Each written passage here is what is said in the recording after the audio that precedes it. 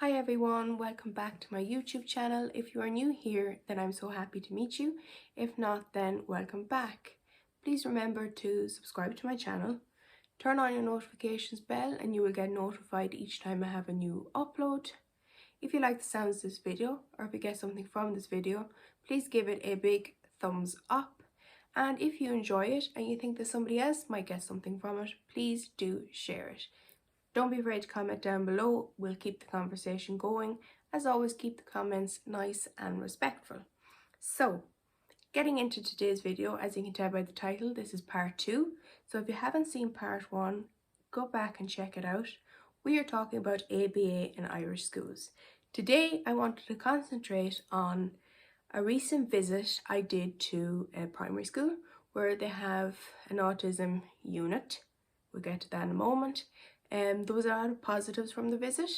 There were some concerns from the visit. I wanted to talk about it with you guys today. I do think it was very beneficial for me to actually be in one of these classes. I'm going to call it a class because I don't really like calling it a unit. But it was really beneficial for me to actually see what it was like.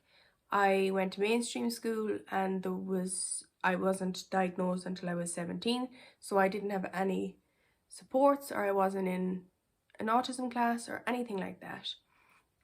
So first of all, I will say that the kids were fantastic. That was kind of the highlight for me, was meeting them all, and it was absolutely brilliant. I loved that. The positives I suppose I took from it, first of all, was speaking to the teacher. She said she was anti-ABA. Hallelujah. Was really thrilled to hear that. You know, that was fantastic. It was a great start.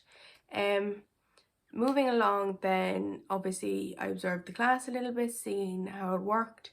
I definitely didn't see them trying to stop the children's STEM or anything like that, which was really, really good. Obviously I was only there for a short time. I was in the junior class, which is kind of 6-7 years of age.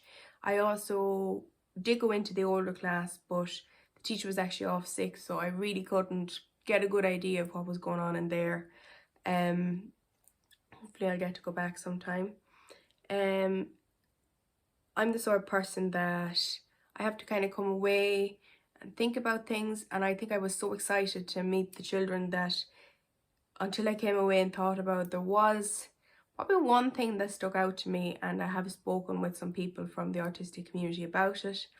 I spoke to my mother about it, and that was the issue of communication. So within the class that I was in, there was 4 students and 3 of them were non-speaking. And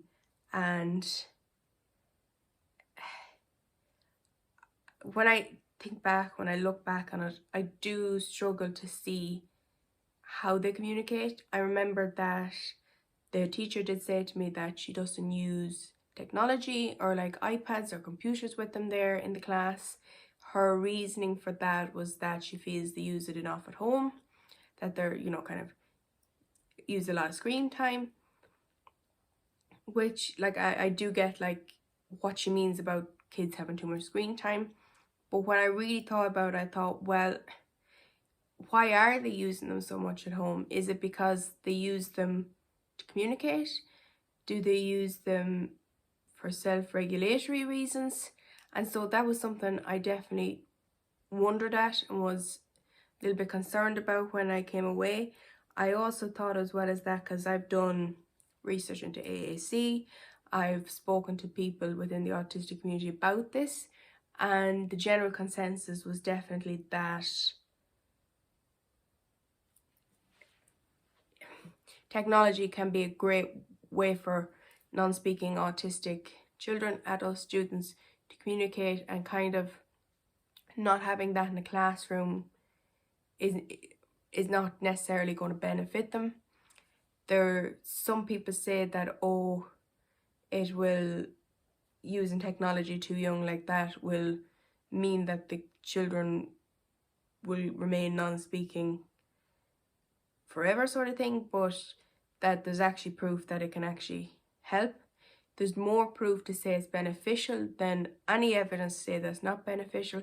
So that was something that when I came away and I thought about it, that I felt kind of like, "Ugh, I'm not sure if that's the way to go."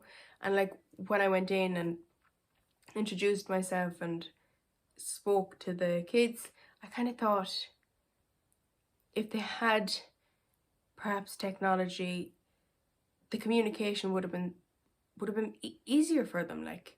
And I kind of wonder when they move on in life to the older classes, move on to secondary school, college, work, whatever they move on to do, the younger they get used to that technology, the better.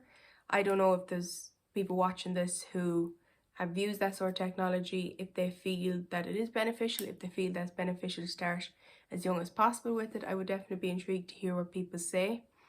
But that was definitely one thing that I definitely took from it, and was something that I felt communication is so important at any age, whether you're autistic or not. And that was something that I found concerning a little bit, and it felt to me a little bit like not a million miles away from ABA, kind of withholding that technology.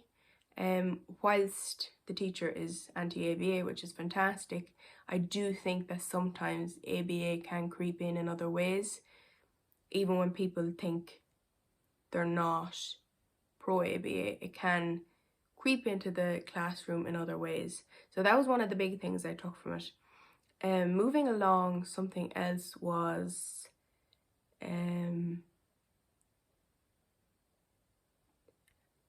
so one of the ways I suppose you could say they communicate is they have, like, if they want a break, they have like little pieces of laminated paper that say break, and you're allowed 5 breaks in the day, and I think you're allowed a certain length of time per break. I know they have one of them like sand timers for your break. I did feel a little bit like, people might disagree with me here, I don't know, but limiting the amount of breaks or limiting how much time you have a break, to me seems very much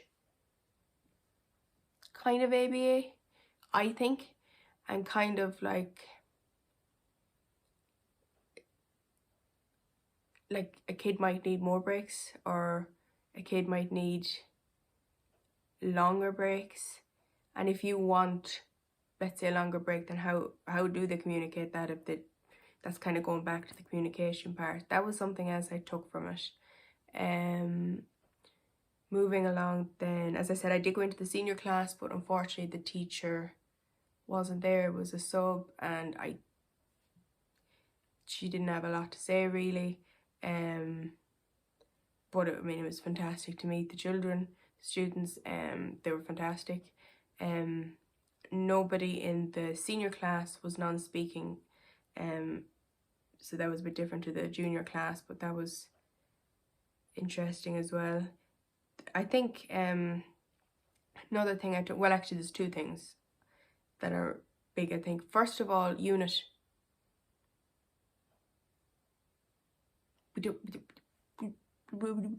We don't need to use that word. Get rid of the word unit. That, within the education system, it ain't going to cost anybody anything to get rid of the word unit. It's a class, it's a classroom, it's not a unit. Stop calling it a unit. I don't like it called a unit. I don't like the word unit. Another thing is, why are these so-called units always like at the back of the school or in a prefab?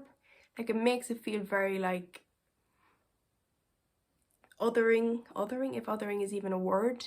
But kind of making it out like they're others, they're out there. I just don't like it. It's like the word unit, I just don't get it. Classroom. And I think it should be part of the school, and it should be in a class. My apologies everyone, I got rudely cut off by my phone. But as I was saying, I feel like it should be in a classroom, it should be part of the school, and get rid of the word unit.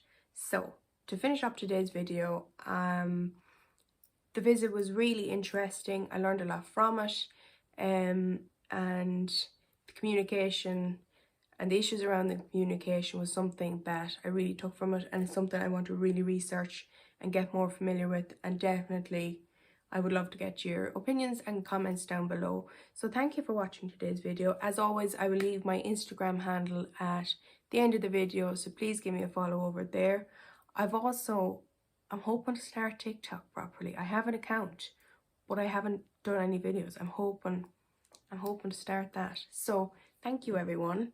I am looking forward to the next video already, and I'll see you guys very soon, and thank you for watching, and sorry for the technical difficulty.